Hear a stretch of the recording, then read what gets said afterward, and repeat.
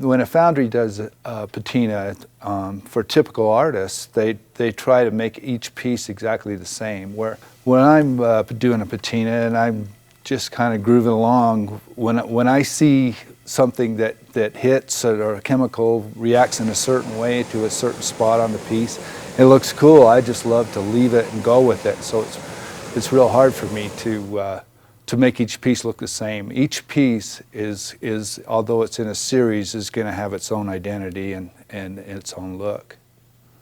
I do all my patinas, so I can't just call the foundry and say, finish up a couple of Ghost Riders and send them here or send them there the way other artists can.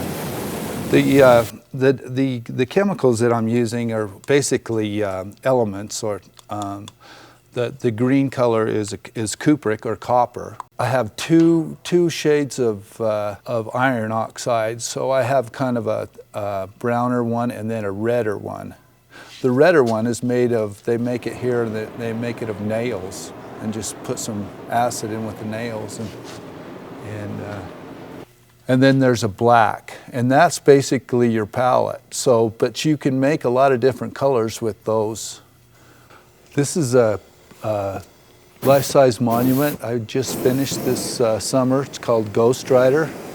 It's Blackfeet Native American. This one's going to Big Sky. We've done 3 so far.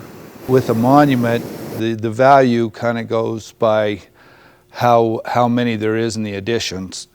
You don't really want to go more than 10 or 11. So we did this in an edition of 7. I try to keep them fairly low so that they have a little bit of rarity to them. The reason I titled it Ghost Rider is because of the negative space in there, gave it a lightness and kind of a ghostly feeling. A lot of people, as I was sculpting it, brought that up to me, and so I kind of came up with that title. Just the size makes everything a lot harder than I ever thought it would. The scale of it is just, when you get into it, you just go, wow. It's a lot more work than I thought it was going to be. My pieces are a little bit, or quite a bit different the way I patina, because I leave the investment, which is the ceramic shell that the bronze is poured into. I leave that in and chip it off by hand. And so typically they'd sandblast the piece, and which gives it a consistent texture.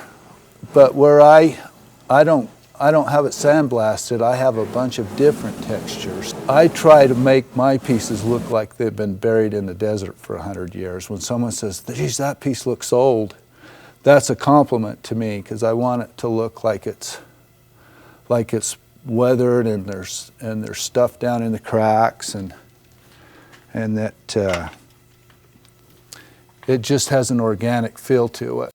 This guy kind of represents the way a Plains Indian must have felt when he got the freedom of the horse. The way I felt when I got my '69 Firebird.